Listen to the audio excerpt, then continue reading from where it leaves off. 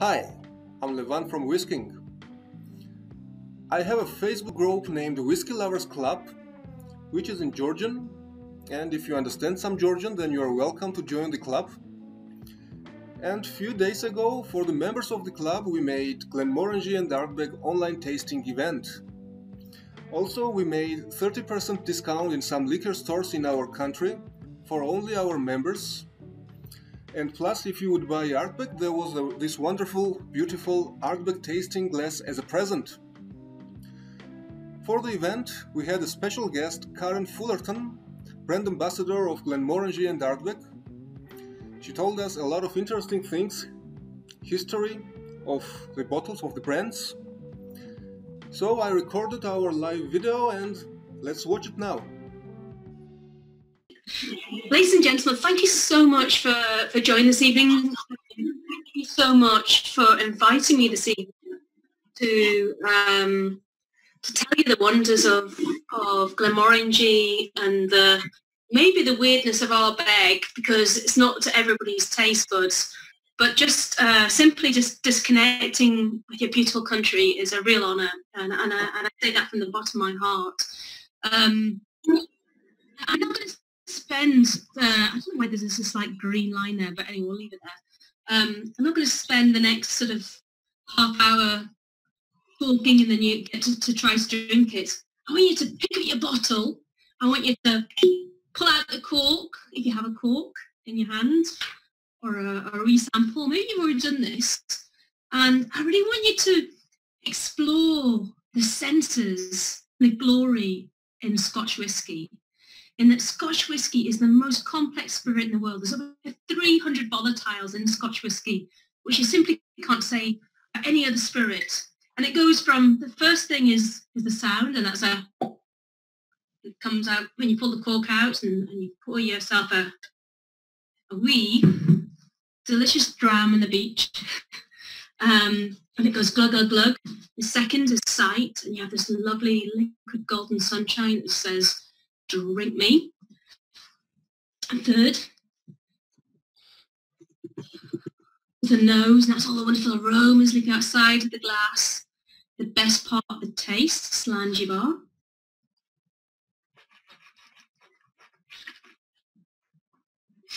I've been taking that fabulous liquid journey.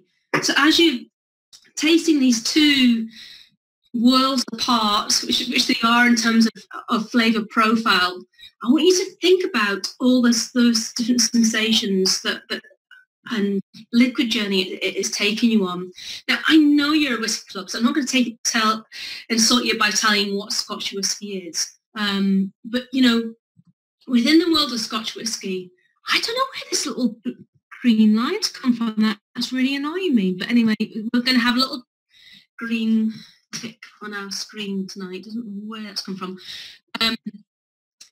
But in the world of Scotch whisky, right now we've got the most, well, not actually, pre-COVID, we had the most operating distilleries in Scotland since the Second World War, and that's slightly changed now, actually, to be honest with you. But there's so many great different single malts out there. But, you know, why do they smell and taste so different? And it really depends on, first of all, the marginal gains in every single part of the process. And that's from your water source.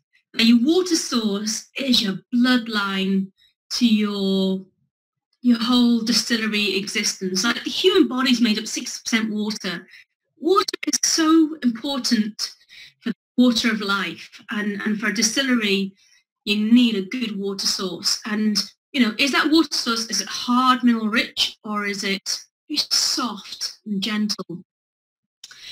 It depends on this thing that we call carbohydrate and how you convert, you know, that carbohydrate into fermentable sugars, and by arresting the germination process, do you dry it in just heat, or do you dry it by burning peat? And we'll see the difference. And what's beautiful about Glenmorangie and Ardbeg 10-year-old, both of them, is that they're both being matured in ex-bourbon casks. So you see that influence. Every single distillery has its own unique size and shape of copper pot still. So is your still very short and squat, which means that you know, the spirit doesn't have to work that hard to make it to the top of the still. So you're going to collect a more heavy, more oily, more robust character spirit. Or have you got, or are you like just taking it to the other end of the spectrum, and you just happen to have the tallest stills in Scotland, where you are like the Olympian, you're like the athlete, you happen to work really hard to make it stop, just to be captured, just to be noticed. And they have different elements in terms of you know, the end product. And then the type of oak you're maturing it in. And as you know, all Scotch whisky has to be matured in oak. So at least 3 years in Scotland. And, you know, how's it been pre-seasoned? Has it been toasted? Has it been charred? Has it been toasted and charred? Has it been seasoned with Bourbon Festival or port or sherry or some other fortified wine?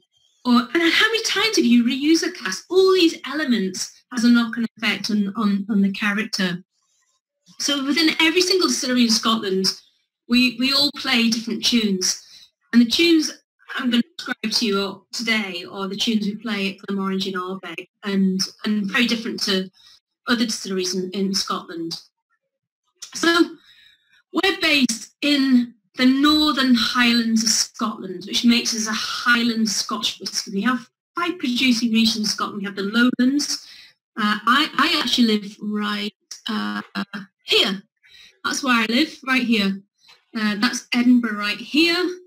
So anything that's produced south of that line is a Lowland Scotch whisky. So technically, I'm a Lowlander. That's not a bad thing. Anything produced north of that line is a Highland whisky, and then within the Highland area, you've got Speyside, where the likes of Macallan, Glenlivet, and Glenfiddich come from. We're going to head across here to Islay, and we've also got Campbelltown as well. But up at Glenmorangie, we've got quite a unique microclimate in that we only get 649 millimetres of rainfall every year. So despite Scotland having this reputation of being windy, wet and miserable, it's not the case across the whole country. And because of our microclimate, it means that when it comes to barley, it grows really well. We call this the Black Isle.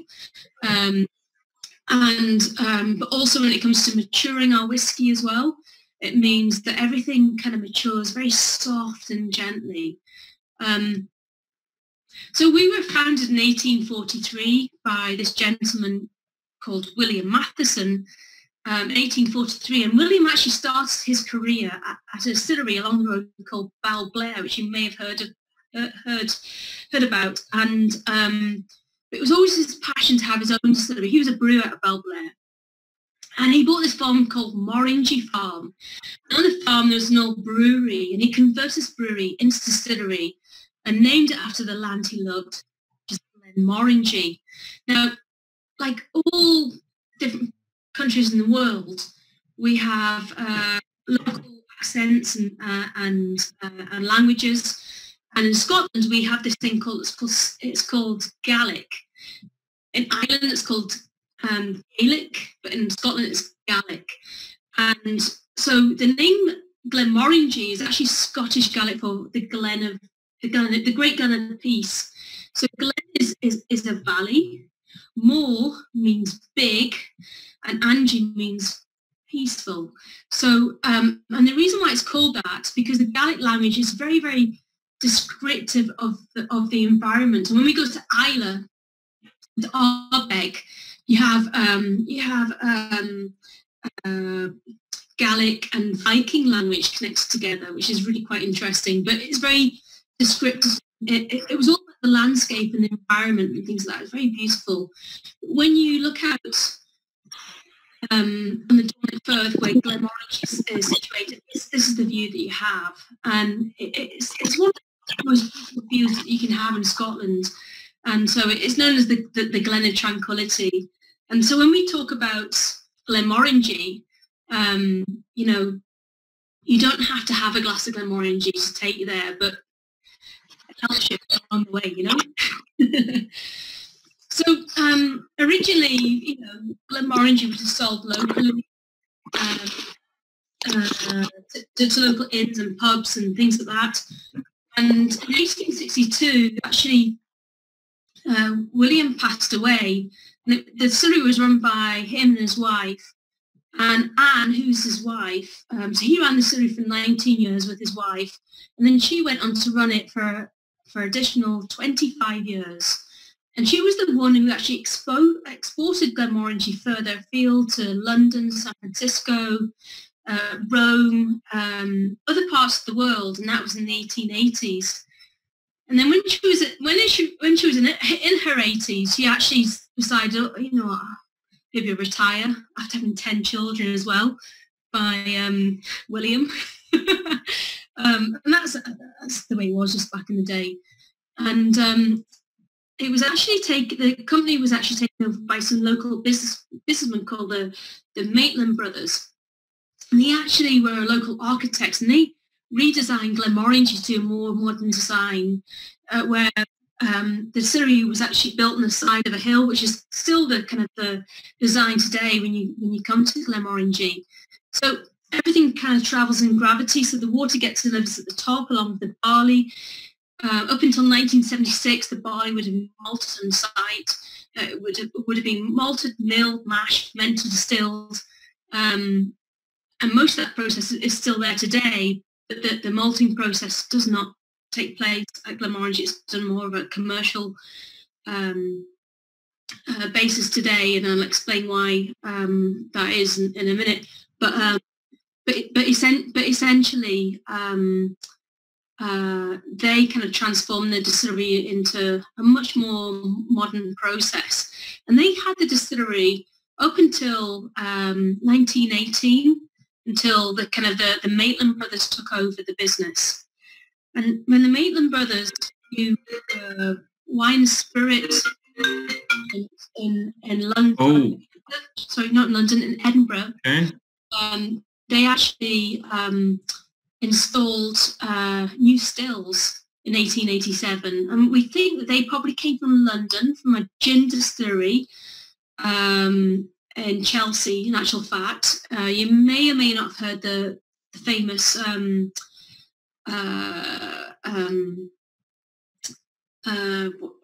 not restaurant, what do you call these? I'm having a brain dump. Someone who creates recipes and things like that, Nigella Lawson, and that's where the distillery was. So, and his name was Edward Taylor.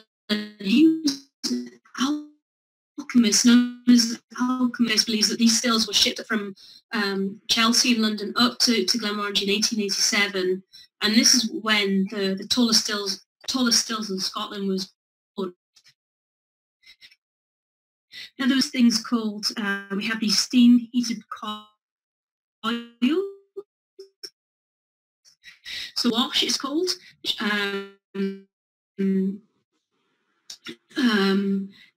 It means that it heats it up, but also we have this thing here. It's called a shell and tube condenser, and the shell and tube condenser, along with the stills, gives you lots and lots of copper contact.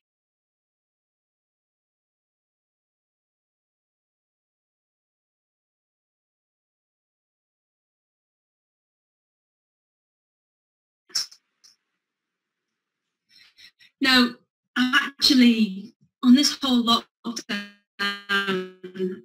there's a company recently in development of whiskey, and everything is all kind of swaying towards a nice way for our company.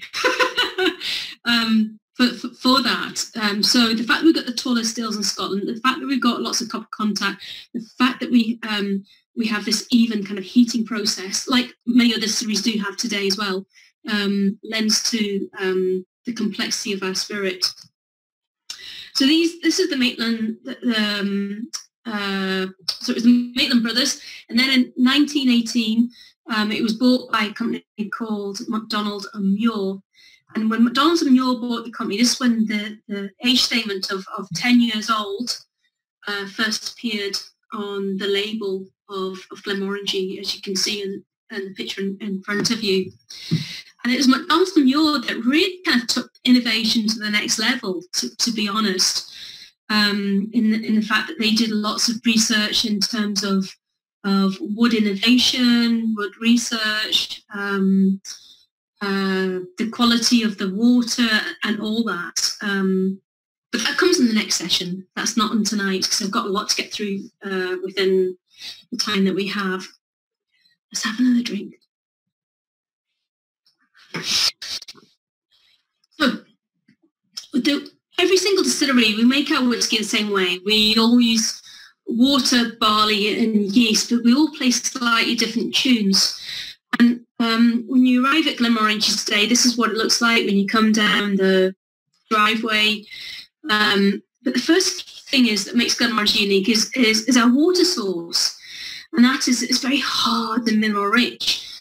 And there's two other distilleries that has hard mineral rich water, and one is up in Orkney, and the other one is down in the area that I live in the lowlands at Glenkinchie, and it's all to do with the rock strata, where we have this high percentage in the rock strata in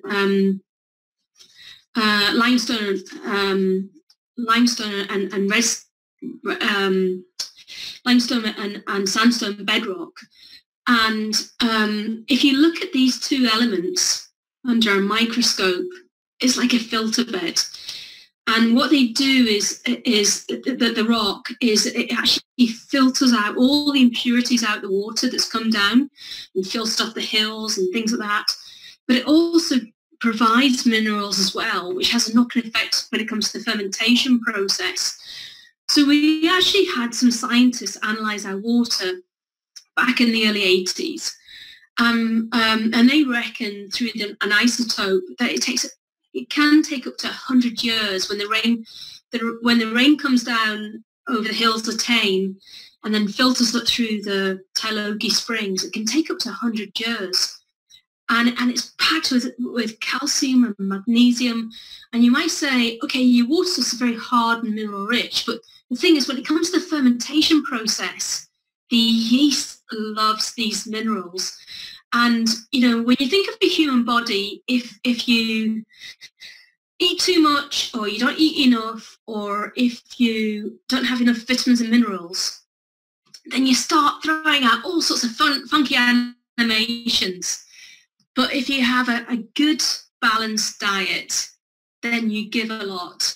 And the fact that our water has high minerality, when it comes to the fermentation process and you look into our wash fats, it's jumping and it's giving a lot of these floral and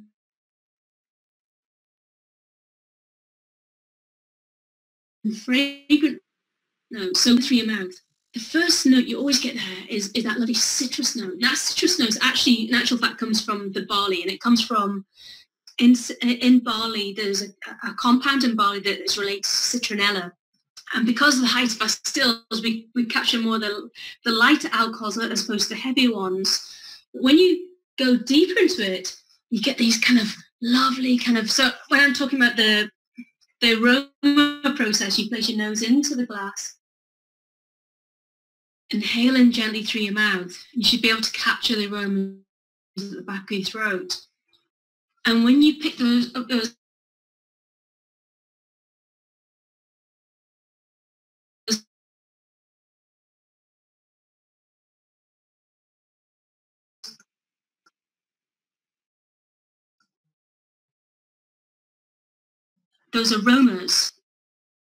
if you love it, drop and matured over the years to come. I get so excited about this kind of stuff. Right. So this is the technical stuff. So we actually analyze the water from our own springs, the Tylogie Springs. which incidentally was named after a Pictish king called St. Palogan. That's another story.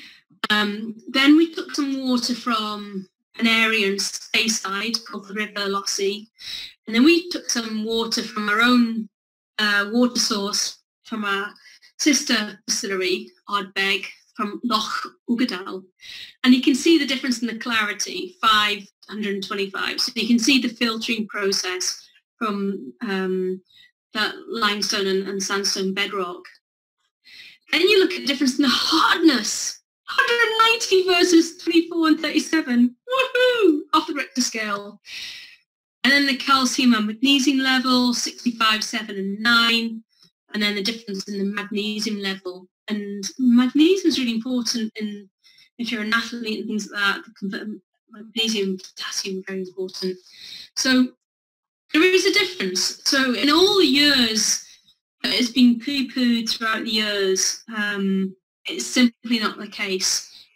Every single part of the process has an impact on the knock-on effect of the character of the spirit. So for us, we source all our barley from Scotland. We do have some experiments where we will source barley from outside of Scotland. We had one with a really old barley variety called Marisotto, which goes really well in Englandshire. It's called Ardbeg Glenmorangie Tasting.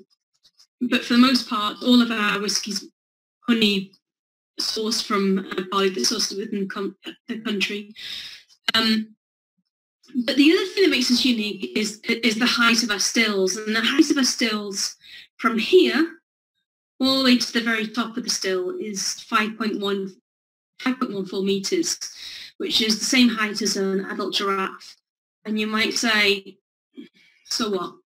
Well, the thing is, it's going back to everything that we're saying, is that our spirit has to work really hard to make it to the top of the still. So the spirit will rise up and fall down, rise up and fall down. And copper acts as a catalyst. It'll break down a lot of impurities in the spirit that may be there. So you'll never get any sulfury notes in a glass of Glenmorangie. When it comes to our actual spirit cut, we run the spirit off for 10 minutes and then we start to capture the spirit.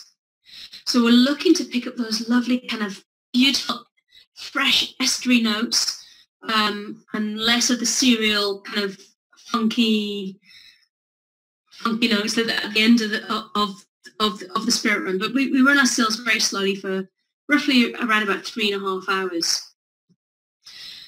When it comes to the maturation, this is something we spent an awful lot of money in, and it was called the Spur Project. And we actually invested £13 million in today's money with the help of the Scottish Government and the Scottish Whisky Research Institute in researching everything about oak, like where it's grown in the world, how fast or slow the oak grew and things like that. And what we discovered was the best oak comes from the Ozark Mountains in America. It's Quercus alba. And for our designer casks, they grow in north-facing slopes. They grow in the shade and really, really poor soil conditions. And if you look at oak underneath a microscope, where you've got the annual growth ring, and as you know, if you count all the annual growth rings, I'll tell you the age of the tree, the wood is really porous. But if it's in really poor soil conditions, then that annual growth ring will be really tight together. So the tighter it is together, the more porous the wood will be. And there is a breaking limit of this, by the way. But it means that when you come to fill your cask in, your spirit into the cask, it'll kind of leach out all the lovely flavours out of the oak. If it grows really fast, so beautiful sunshine, lots of just the right nice amount of rain, then you're not going to have that intensity of flavour. And if I take this to the wine world, if you've got a growing season where you've got lots of rain and lots of sunshine, you're going to have a big, fat, juicy grape. When you come to crush it, it's what we call a flabby wine. It doesn't deliver. So you want that balance of intensity, taste and flavour. So with our designer casks, we're looking for these casks that are kind of north-facing. They've got 16 annual growth rings per inch within the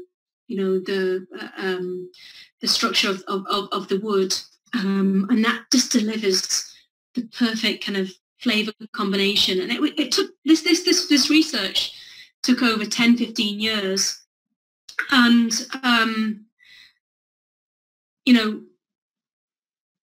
there's a whole kind of sustainability aspect of this as well that you have to think about. But these are for our designer casks. But that's what we're looking for. The other element that we researched was about how the staves were seasoned and what was happening in the States, because we had this whole kind of relationship with the States because the law came about in the States that you had to mature bourbon whiskey in a virgin oak cask, and you weren't allowed to reuse it. And we have the same in Scotland that in Scotland we've got very deep pockets in certain parts of Scotland, but very short arms. Their days gone by. But so there was this like stock load of barrels in America, like, we'll have them sort of thing. And it was one of these little happy mistakes that we discovered that Quercus alba, which is the species of oak in America that is grown at large in the Ozark Mountains and other areas in the States, has the highest percentage of vanillin. When it gets oxidized, it's to vanilla, and vanilla is the most popular flavour combination in the world. And so we took advantage of that situation, and then all of a sudden we were getting casks that were delivered to Scotland that were inferior in quality, and it was very indifferent. We didn't know why, but what we discovered was the seasoning of the staves when the trees had been felled. And what they were doing is that they were kiln drying the wood, as opposed to leaving the oak out in the open air like this. You see the picture on the left-hand side. And when you kiln dry the wood, all the bitter, acrid notes remains within the wood.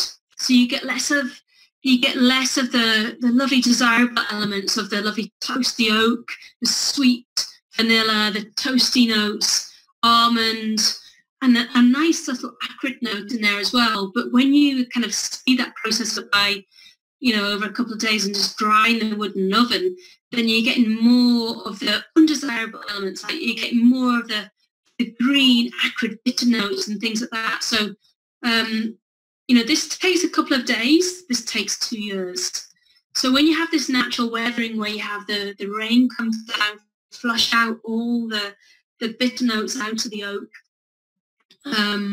you also have the natural yeast that is in the atmosphere that opens up the internal structure of the oak. It's like chalk and cheese. So the next part is to release the wood sugars, and that is to char the cask on the inside and then season it 4 years with bourbon. And then after that, it's then shipped across to Scotland in Tame, where we fill it out and you make spirit. So we have a really, really kind of, we've always had since late 1970s, early 80s, a very, very strict wood management policy that a lot of other distilleries in the world have actually embraced themselves, which is a beautiful thing.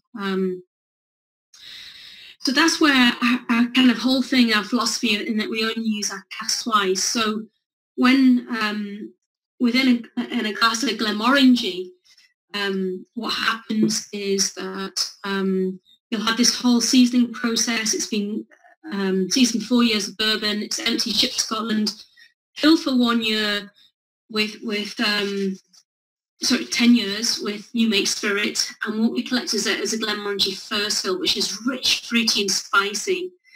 And then we'll empty that cask, and then we'll refill it one more time. And then what we collect after additional 10 years is a Glenmorangie second fill, which is much more floral and fragrant. So it's a combination of two that makes the delicious Glenmorangie original. And that's our wood management. And we feel that we've reached perfection at 10 years because of the height of our stills, because of the wood management policy that we have. This is where we reach the kind of the balance in the character of our spirit. I might come back into this. That's getting a bit detailed. So if you do have some Glenmorangie and place your nose into the glass, as I mentioned, you get this lovely kind of citrus floral note of I'm going to have to do the little plant here of mandarin orange. And then you get that lovely tropical fruit of apricots and peaches, maybe sweetness honey. Definitely in there, the base note is lashings of toasted caramel, vanilla, creme brulee. Oh, it's just delicious. And then if you were to add a wee drop of water to your whiskey, you'll see this kind of swirling effect inside of the glass. And the water will react with the natural lipids within the whiskey and release even more aromas. And you get more of those kind of like coconut, more vanilla, more citrus notes. And when you try it, most summer whiskey. It's round, it's rich, it's silky smooth, it glides down the back of your throat, you get that lovely glow in your chest. And then when you come back to the palate, it's just delicious. So before I go into anything else, I'm going to ask you to unmute yourself in case because I've been talking for quite some time, and thank you for your patience. But does anybody have any questions at this stage? Guys, questions, please. I And if you don't, there. it's totally fine if you don't. We also can encourage people to put their question into the chat. So maybe they will get something in their mind during your talk, and we will check questions later on. Okay, so then I'll continue. So if you were to take Glenmorangie and you were to think about the beautiful food that you're exposed to in beautiful Georgia, the way I would recommend it is to think about where this liquid takes you to in terms of taste and sensations and moods and all the elements.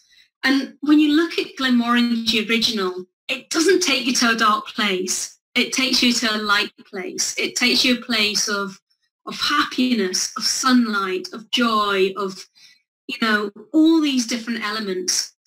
When you are kind of thinking about any food pairing, whether it's wine or whiskey or anything, you first of all got to understand the character of the liquid, which hopefully you've understood with what I've just described just before.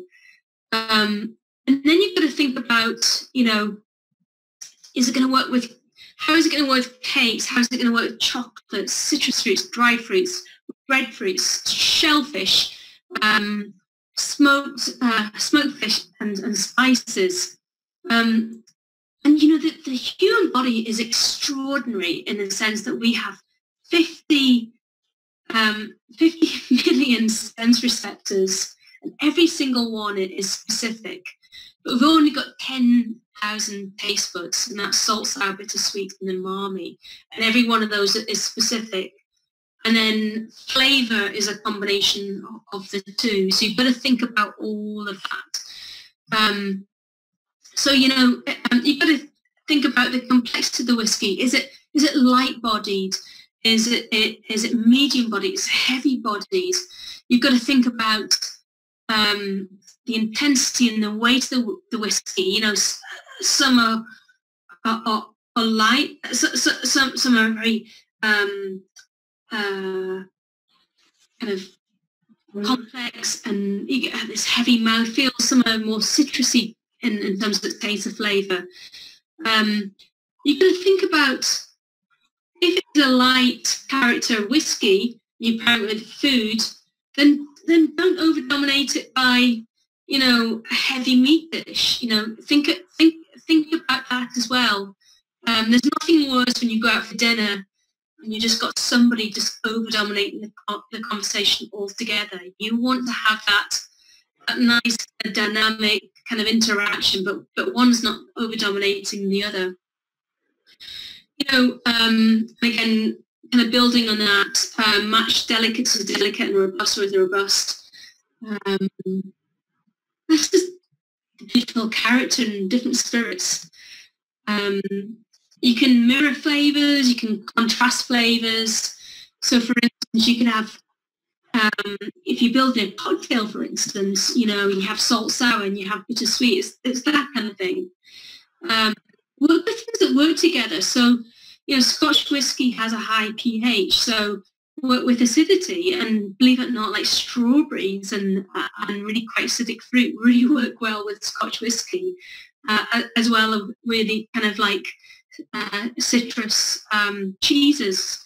And I know you're a country of cheese because of Tia's kindly exposed me to all of that, and that was really wonderful. Then you've got bridge ingredients that brings it all together. So maybe you've got higher alcohol, but maybe you want to throw some cream in there to temper the impression of the alcohol. Or you want some fat in there to temper the impression of alcohol. Something like that. Acidity I talked about, paired salt with sweet, and so if you've got a really, really tannic food, well, don't pair it with a tannic whiskey, you know, that has been in a virgin oak cask matured whiskey, because it's going to give the impression of the whiskey even more tannic than that actually already is. So one kind of example I wanted to share with you is you could have something like this for Glenmorangie Original 10-year-old, and that is something like a smoked salmon profiteroles. And here you've got the creaminess of the ricotta cheese works with the creaminess and round and richness of Glenmorangie Original.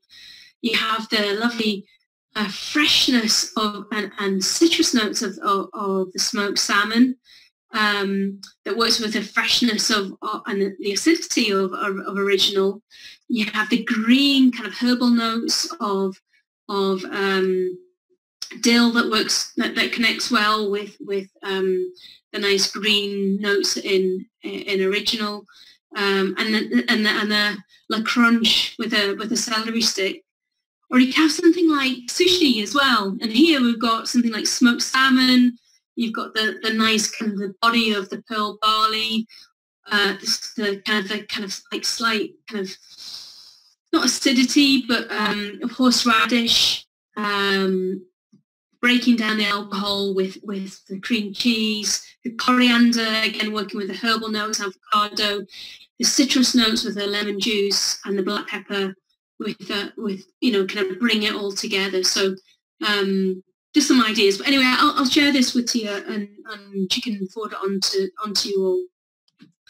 And then you can also enjoy Glenmorangie in a different way. You don't have to drink it straight. And you know, we have a lot of purists in the world, but there is the world of people who want to have it as a longer drink. And we've got this really fun program just now, and it's with the delightful anagrams of Glenmorangie. And one of my favourite ones, of course, is it's called the lemon ginger. And believe it or not, at Glenmorangie, we actually used to have a lemon factory in the early 1900s at Glenmorangie. Don't ask me why, because we don't have the climate to grow lemons, but for some reason we had a lemonade factory in Glenmorangie when because you know, with Glenmorangie it was very much a seasonal work. So in a sense that there was no making a whiskey probably from May up until October, because we were waiting for the harvest season. And so to keep them maintained in work, some of them would go up north to Sutherland and cut peat, and other men attain would work in and women work in the lemonade factory just to keep them in employment and things like that. So anyway, we've got this lemon ginger as an anagram of actually Glenmorangie, and we've got a whole bunch of fun cocktails that you can make, which I'm sure Tia will share with you as well. We've got a whole range, and unfortunately I know you can't get access to all of these, and certainly not in lockdown just now, but we have got a whole range in terms of global travel retail. We have a range in private editions, which is now a new concept this year, which is going to be revealed in September. And we also have a prestige range as well. So I really hope I get to share some of these with you sometime in the near future. So I'm going to whiz on to Ardbeg. Shall I do that? Shall I continue? Do you want to ask any questions at all? Are we good to go? We have some questions already typed into the chat. Maybe we will finalize with Glenmorangie questions right now and then move to Ardbeg, because it's absolutely different word. Sounds good. So the first one is, do you still make vintage sunglasses and bicycles from bourbon casks? Oh, yeah. In this current climate, I would love to say we do, we don't. It was a one-off program. So with the Finley glasses, it was all about, I suppose, a luxury way of reusing our casks and things like that. But no, is the answer, sadly. And what is your favorite Glenmorangie and why? Ooh, thank you for asking that question. My favorite Glenmorangie, and it really depends on my mood, but if I had to put one that was my favorite ever, I'm going to be naughty. I'm going to say a 1963 Glenmorangie, because I don't think I'll ever have this experience in my life again. And I was in South Africa, and basically in 2013 we discovered, and this is no word of a lie, we discovered just under 60 bottles of naked bottles, and we discovered it was a vintage 1963 Glenmorangie. And then, forgive me, Tia, marketing thought, oh, this is a great idea, because look, luxury Lamborghini, oh, it's their 50th anniversary as well of this particular date. So we had this whole kind of partnership, and then 2 years later I was in South Africa, and they were auctioning one of these bottles but opening one to VIP guests, and I got to try one. What got me really excited was the fact that I was very humbled by the fact at that time at Glenmorangie we only had 2 stills. We've got 12 stills now. The barley variety wasn't, the more modern barley variety that grows, under a metre high. It's almost 2 metre high. It was a really old barley variety, very low yielding and things like that. And this particular expression of Glenmorangie was malted at Glenmorangie in a floor maltings at Glenmorangie with peat. And so I'll never forget that moment. So that, I have to say, was my ultimate tasting experience of Glenmorangie. But for an everyday, I would go for probably the original 18 or the Naughty Nectar. And what would be a suggested level of water to add to a Glenmorangie? So one more time, what would be the what? What is the suggested level of water to add to the... Oh, it's all very personal. It's all very personal. And it's what you connect with. And, when people say don't add water or add ice or don't add ice and things like that, it's nonsense, because, it's all about being an extraordinary person, and we're all unique in what we connect with in life and what we don't connect in life as well. Well, let's not focus on that one.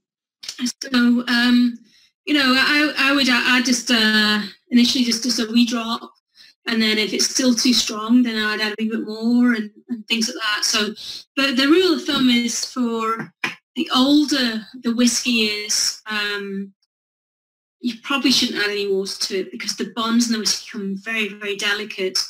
But secondly, whiskey and sherry don't work well together as well. So if it's sherry matured as well, it makes it kind of like a flat, what we describe in the wine industry, of flabby wine. So bourbon matured whiskey works much better with water. So it's all subjectional. And what is your suggestion to develop recognizing the flavors? I did not get the question. Maybe say that again, the question? So the question is, how do you develop your sense of smell and taste in that sense? Do you have suggestions? When you talk about, I think the lemon you can really sense very easily. When you talk about the passion fruit and perhaps the dates, it's already becoming a little bit more in the back of the flavor. So do you have tips, suggestions how you develop in that sense? Yeah, I do. And it's all about, I know it's a buzzword today in society, but it's all about being mindful, and just mindful and being present. And when you're an inquisitive, so when you're walking into the supermarket, like when you smell a smell, like, what is that smell? And then confirm that smell by actually going to where that smell's coming from. Does that make sense? And it literally is about that, in the sense of not just kind of eating and drinking to satisfy your hunger and your thirst, but really kind of being mindful of what it is that you're exploring. Does that make sense? Absolutely. Absolutely. But also blind tasting and things and things like that. So it helps. So, you know, it helps to have, like, you know, the whole whiskey category in front of you. It could be Irish, Japanese and things like that. And then somebody kind of blindfolding you and just, you know, it's a memory thing. But it's just exploring that and enjoying that. And the last question is, can you talk a little bit of Signet? Because it's also tourist asking, he likes 10 years old, but Signet is another level. So Signet is really a signature expression of Glenmorangie, and it took, the whole recipe took almost like 20 years to create. In the sense of it was an experiment of just playing around with with roasting levels of barley, and it was inspired by coffee, because with coffee, if you under roast the coffee bean, you don't get the flavors out. If you over roast it, becomes too bitter. And the idea came from, well, what happens if we make whiskey making high roasted chocolate malt? And so in all that together, it's complicated, because you can't make whiskey with high roasted chocolate malt because you've burnt out all the enzymes in the barley, which you need you need these enzymes to ferment the fermentable sugars into alcohol. So the recipe is a combination of high roasted chocolate malt and regular malted barley, Glenmorangie barley. But on its own, after a matured product, after X number of years, like 10, 12 years, it was just too bitter and austere on its own. So then we had to, like, do this whole kind of assemblage of different casks. So it's made up of a combination of Glenmorangie that's been matured in first fill and second fill, like Glenmorangie original, of different ages. Glenmorangie is made with this high roast chocolate malt. And incidentally, from 10 tons of barley, we're getting almost like 30% less alcohol yield, so it's really expensive. Glenmorangie matured 100% Oloroso sherry, Glenmorangie matured in virgin oak. It's an assemblage of many different casks to make this really unique whiskey. I mean, it's incredible. There's no other whiskey out in the marketplace that smells and tastes like this. Thank you, Karen.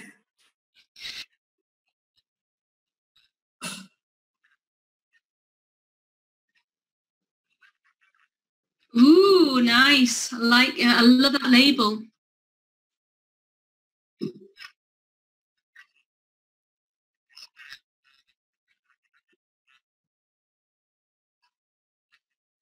Yeah, so on the bottle, on every single bottle that ever goes down the bottom line, there in very faint black print, there'll be a barcode, and if you're able to discover that and email it to Tia, I'll be able to get to our archivist and tell you exactly when that was bottled and the age of it and everything else.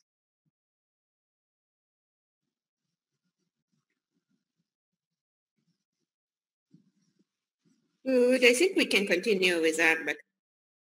Are we okay for time? Are we okay for time? I think yes, people are here. Yeah, okay. All right. So now I'm going to take you to another part of the world, and that is the wild, wild west of the beautiful island of Islay, which is known as the Queen of the Hebrides.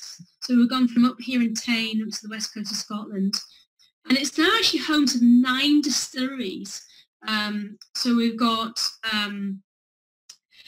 Kalia, which is known as the engine horse of Islay, and 95% of production at Kalila goes into making Johnny Walker. Then we've got Bunnahabhain, which is a delicious, delicious single malt whiskey, and tends to be a favourite on people that live in Islay because it's not too heavily smoked, it's quite sweet and things like that. There's a new one that's called Ardnahoe, which is just next door to it. Then you got Kilchoman, and they're doing lovely things. They grow their own barley, their own flour maltings, and so on and so forth. You've got Bruichladdich, it's incredibly experimental. Bowmore, which is the oldest distillery in Islay, capital of Islay. And then you've got Lafroig, which is uncompromising. It's all about the peat, nothing else but the peat. You've got the Love Child, which is love child between Ardbeg and Lafroig, because it's a sweet, smoky one. And then you've got the ultimate, arguably, it's Ardbeg. And, you know, when you go to Islay, it's a beautiful, beautiful part of the world. And it's amazing how many people take that pilgrimage all the way across to the island of Islay. You know, it's a population of like 3,000 people. You know, the whole kind of from north to south, I think it's like 24 kilometres, and east to west it's 21. It might be the other way around. But, you know, the story for Ardbeg kind of started back in 1815 when John McDougall bought a licence to distill whiskey.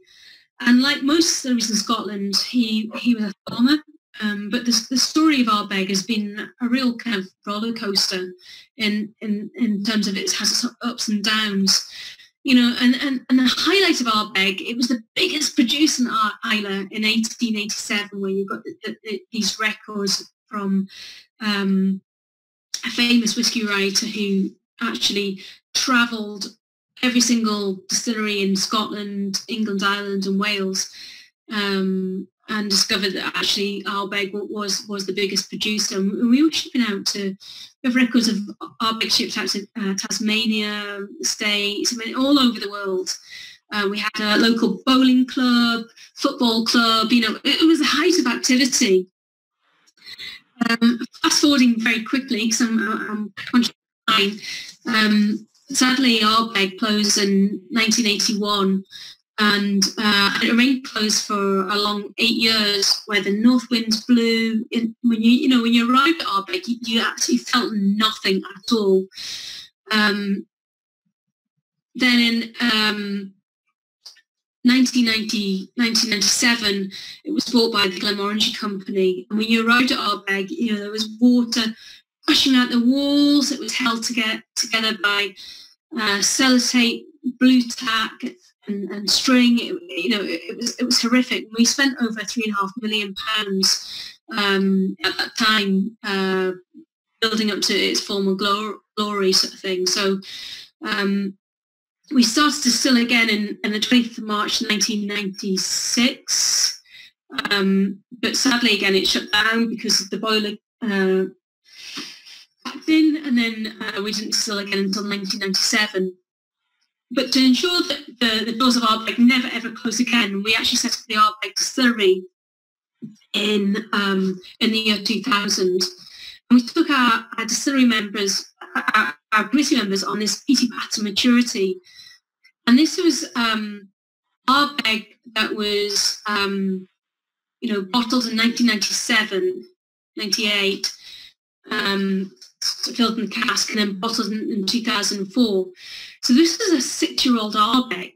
And this had never been done in the single malt industry before. It was just like whiskey wasn't even recognised being, ready until it was these 10, 12, 18, 25 years of age.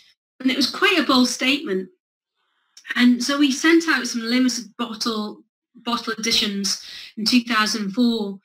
And we got some feedback from our committee members and like, oh my God, we love it. So then 2 years later, we had the Still Young, and then a year after that, Almost There, and then we had the Renaissance, and then 2008, Ardbeg won World Whisky of the Year. And it was a real huge accolade to receive, because it meant that the way that we were making Ardbeg wasn't just okay, it was really, really good.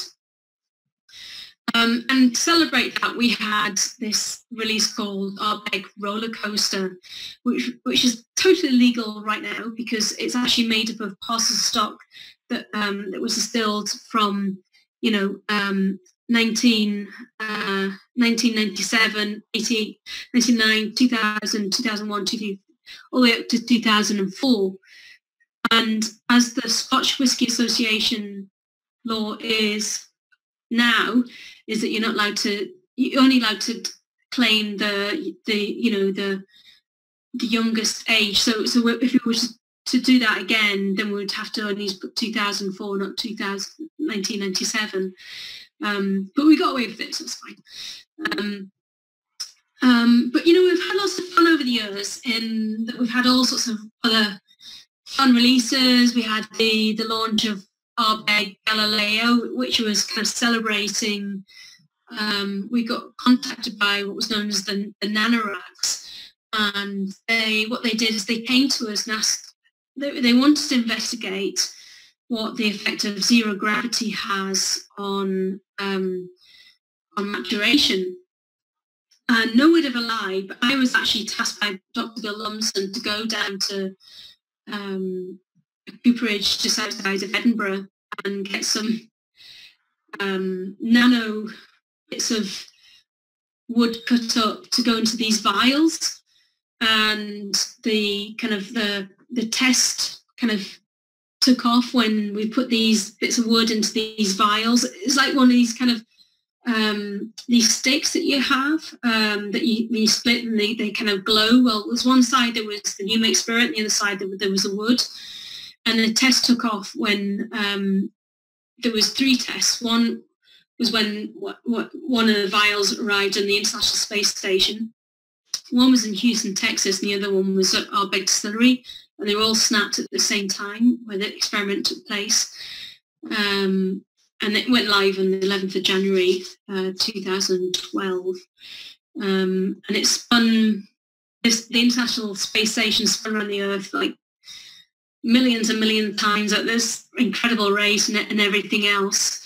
And anyway, eventually it arrived at planet Earth. But there was all sorts of fun media that was, you can Google it, Ardbeg in Space, and you'll read more about it, sort of thing. But and that's when we had the release of Ardbeg Galileo.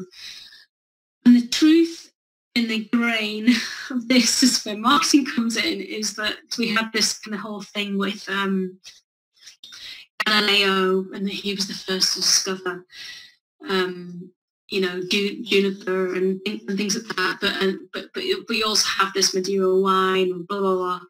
So anyway, we had all these different. We had a special release that was launched to celebrate the landing of this experiment, and it was really fun. And this is what it tastes like. But so if you can get your hands on that, it's going to be a good collector's item. And then we also have lots of fun with Ardbeg in terms of every day we have an Ardbeg day, and this is part of the Islay Music and Whisky Festival, and every single distillery in Islay has its own day. And then over the last you know, number of years, we've had different themes, and the theme this year has for Ardbeg Day has been Ardbeg Black.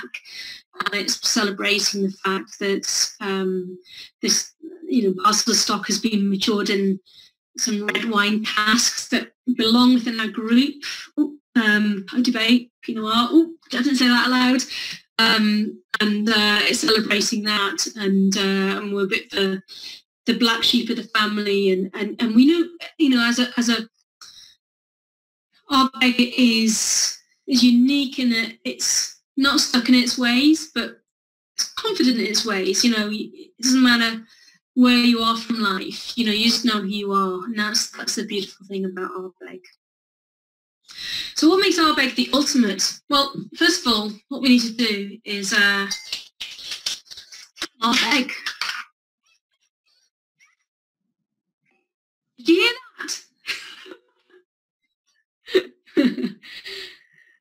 So we need to get some wee bit of Ardbeg and understand what makes it the ultimate. Now, ironically, I've got a very small glass, which makes it a little bit quirky for Ardbeg because it's a big flavour. But what makes Ardbeg the ultimate is, you know, it's all about the marginal gains in the process, and there's the people that make it, you know, and the people that you see when you come to study, like Jackie and Mickey. You know, it's got loads of accolades. It's insane, but you know, unlike Glenmorangie, it's a very soft water source, and a water source comes from Loch Ogadal, which is Scottish Gaelic for dark and mysterious place. And you know, if you were to look in the water at Loch Ogadal, it's pretty dark and mysterious because of all the peat soils it's trickling through. The other thing is that when we malt our barley, we malt it with this stuff called peat, and it's decomposed organic matter, and you know, it takes thousands and thousands of years to decompose. In fact, you know, to make a fuss of it is like 1,000 years. And so when you burn that peat and that, you know, infuses in the barley, then the origins of flavour for Ardbeg doesn't go back 10 years, but it goes back thousands of years. And, you know, and peat is made up of all this kind of stuff. It's called sphagnum moss. The Romans back in the day would use this as toilet paper, but sphagnum moss is probably one of the most invincible organic matter things on planet Earth, in the sense of it's full of phenol, and because it's phenol, it protects itself from bacteria, so it doesn't rot. Then you have round leaf sundew, you have bog cotton. It's not Egyptian cotton, it's bog cotton. Then you have bog myrtle. This is super aromatic. But most of the peat in the world comes from the northern hemisphere, and you do get tropical peat as well.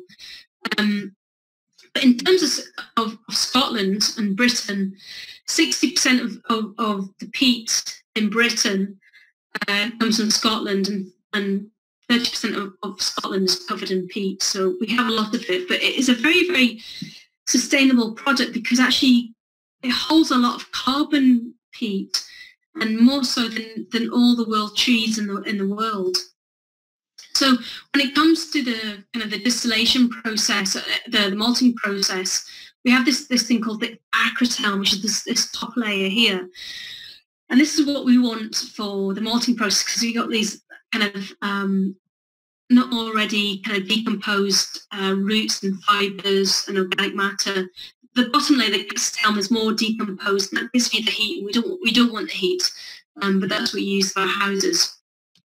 But essentially, it gives off when you burn it after you dry it after several months. It gives off this lovely kind of smoky, aromatic flavour. And where you take peat in Scotland, from different parts of Scotland, will give you different flavours, because in Islay, you've got lots of this sphagnum moss, but if you go to Orkney, it's more wood-based, and if you go to the mainland, it's wood and herbally based, and it's different altogether in different parts of the world. But essentially, we've got this program, it's called the Master Smoke, and we've tried, instead of kind of going away from getting too chemically in terms of phenols, you have different sort of herbal notes and smoky notes in a glass of Ardbeg. So you have some that are smoky and savoury, like smoked bacon. Some of them are more medicinal, like TCB, Band-Aid. Some of them are woody, kind of charcoal notes, and some are more herbal, kind of like lapsang tea, something like that. But through the whole kind of process of making whiskey, essentially when we're arresting that germination process, we're imparting those phenols onto the barley. But as you go through that kind of that malting process, you lose a whole ton of the phenols through the production process. So when you take, for instance, Ardbeg, that is the barley's malted to 55 phenol parts per million, by the time you've malted it, milled it, mashed it, fermented it, distilled it, and everything else, it drops right the way down to 22 phenol parts per million. So when you go to, you know, different Islay single malts, and they say, oh, we're this about phenol parts per million, by the time you come through that whole process, if you take, for instance, and I'm not mocking them, it might sound like I don't mean to, but if you take Octomore, for instance, that's like, for instance, if you take one of the expressions that we've chemically analysed, 120, and by the time it's gone through that whole process and been matured, it goes from 120 to 40, or 45, should I say. And so it doesn't, and then if you were to do that sensory perception with consumers, it's all over the Richter scale. So claiming that you're the most peatiest and things like that, it means nothing. Like with any single malt whiskey, it's all about balance, and it's all about having the balance in harmony. So Ardbeg's different in our fermentation process, in that we ferment it in the old-fashioned wooden wash bags, as opposed to the very clean and sterile stainless steel wash bags we have at Glenmorangie. So we have a little bit of this called lactobacillus, and this is malolactic fermentation that takes place. So in Ardbeg, you'll get this nice kind of beeswaxy flavour, sweetness in the character of the spirit. But this is what we call the peaty paradox, and that is when the alcohol vapours rise at the still and travel on the line arm, where we're not just capturing just all those just peat phenols, because our barley is much more heavily peated than Lafroig, but Lafroig gives the impression of being more peated than us, because of where they take the spirit run, but also the fact they don't have this purifier in the still. And this is when you come to nose Ardbeg, you have this zingy, zesty lemon and lime. It's just beautiful. And this is what we call the peaty paradox. And this is where you got this beautiful balance between the sweetness and the phenols all together. The maturation island is very different to mainland Scotland. And again, people will dismiss this, but it's simply not true, because it's much more wet, it's much more humid, and it actually breathes in a lot of that humidity into the barrels. And actually the ABV comes down a lot quicker on Islay than it does on mainland Scotland. But for full flavour and texture, all of our Ardbeg is non-chill filtered, and it's bottled at no less than 46% alcohol by volume. Now, I've got this picture here of Ardbeg being dried out the soil, because it's exactly that. It is peat in a glass, but wrapped in that zingy, zesty lemon and lime. It was, first launched in the year 2000. It won World Whisky of the Year in 2008. It keeps winning awards year after year. And you just get that, you know, when you try it. Have you all got one? Some of you don't.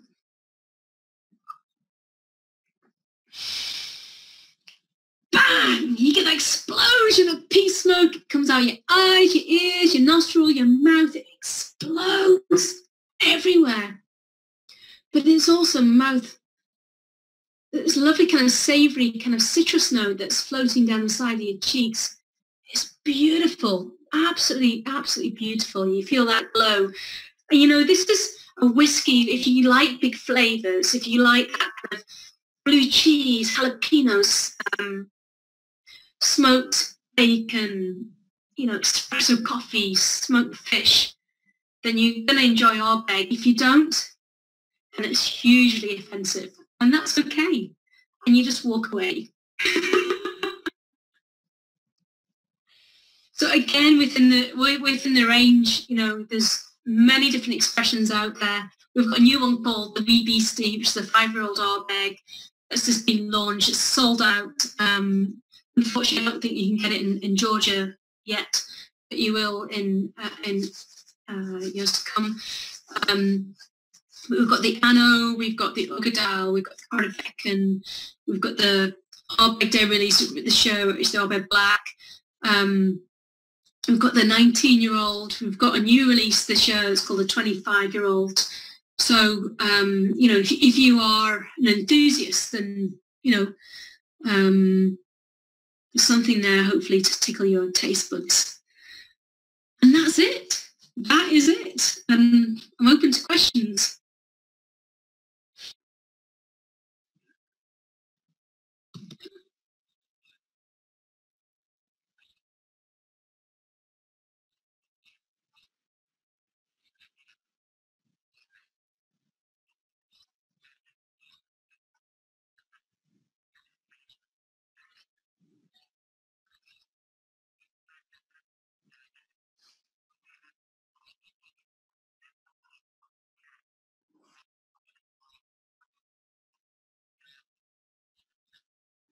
Yeah.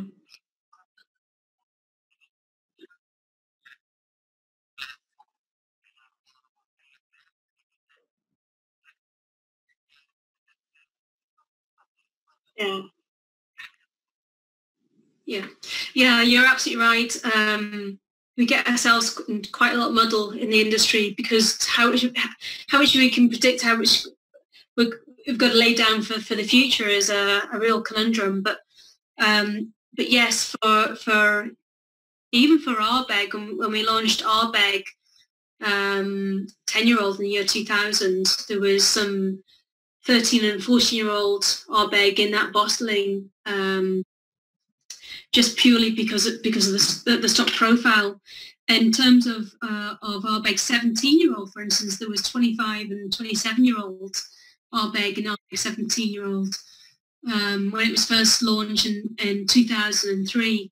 And there's this guy called Tim Hewitt, who's based in California, in Silicon Valley, and he actually one of you good people who's on this. I'm trying to look for the barcode here to bring it up, but there's a barcode on every single bottle, and he actually recorded every single barcode of Ardbeg that was imported into the States. And so all those 10-year-olds and 17-year-olds have just gone for a silly price. They've become a collector item in their own right. It's like Krug ID, if that makes sense to you.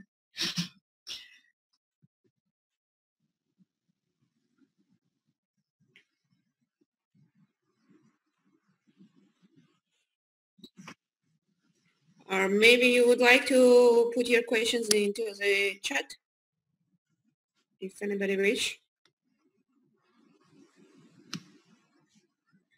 Karen, can you tell us about the shorty? Just 2 words. Who is he? He was alive, but now he's dead. He said 2 words. So Shorty was actually owned by, their owners are owned by somebody who works at Lefroy, and every morning when their owners would let them out to do his duty, he would run down to Ardbeg Distillery and we would try and shoo him away, but he wouldn't go away, so then we embraced him as our mascot. So that's how the kind of shorty kind of came about and the packaging of Ardbeg.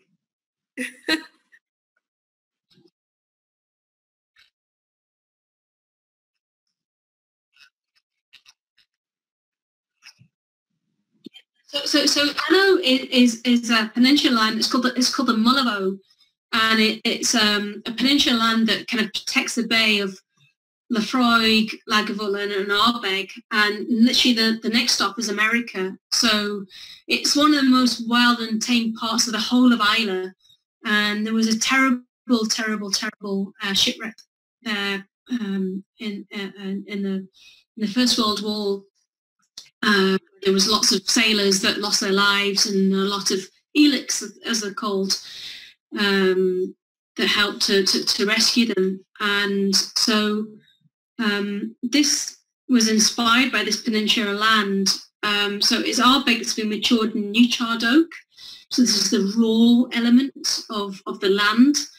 Ardbeg that's been matured in luscious, sweet Pedro Jimenez cask. So in terms of sherry, you have the driest, the sweetest, Pedro Jimenez being the sweetest, and then classic Ardbeg that's been matured in ex-bourbon. So it's a gathering of those three kind of matured cask types of Ardbeg that has been matured all together in this gathering vat, and it's called Ardbeg Anno. In terms of flavour profile, it sits right in between Ardbeg 10-year-old and Ardbeg Ogadell.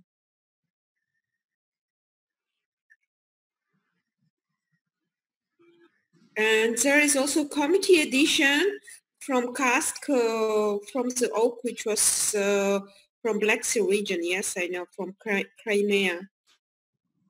What was that? For Ardbeg Black? Oh yeah. Is that what you're talking about? The private edition? The not private edition. The committee edition.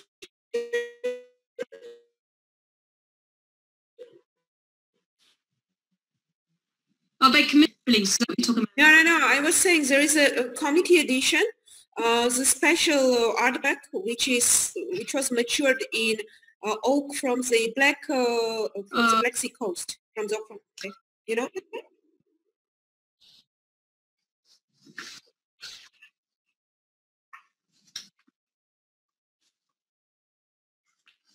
Is this a release like a couple of years ago, or is it like new release? I think a few years ago. Yeah. So this okay. Kelpie you're talking about. Ardbeg Kelpie. Yes, Albert Kelpie, exactly.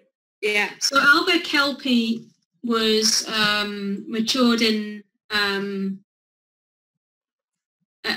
casks that were from the Black Sea area, and in terms of the flavour development, it's beautiful. It's very kind of herbal. It kind of sits right in between French oak and American oak. So American oak is very sweet and vanilla. French oak is very super spicy, and the black oak sits right in between that. So you get these like cumin spices and caraway seeds and that kind of flavour development. Yeah, so that came actually, honestly, that came inspired from a trip. Oh God, no, I shouldn't say this. I was in Russia at the time, and I saw somebody doing some with Russian oak, and I just threw this idea back at the team, and then we found some oak from the Black Oak region and things, and that's how that one came about. Yeah. Great.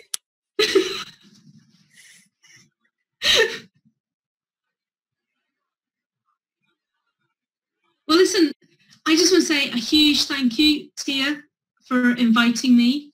Ivan, thank you so much for all your passion and your enthusiasm in Scotch whisky, and to everybody that you've invited this evening, to everyone that's joined the tasting, and for your time and everything else. I hope you've enjoyed it. I hope I haven't bored you too much, but you've enjoyed it. Gia, it's always a pleasure. Yeah. Lovely to see you. And everybody else that I've had the opportunity to meet in Georgia. But seriously, I hope, anyway, this whole lockdown's it's going to be good in the future and everything else. And I think we'll all have even more appreciation of people and life going forward and things like that. But thank you so much for coming on tonight. And and if anybody has got any more questions at all before I go, anybody want to throw anything out there? If you don't, then just email Tia and she'll ping it across to me. But Tia, what I'll do is I'll share my presentation with you. Okay. And perhaps you can share some of the food pairing ideas as well. Thank you very much, Karen. It was really great, and you are always welcomed in Georgia. Maybe this year is a little bit tough, but next year definitely you are here. Oh, I love Georgia. I love it.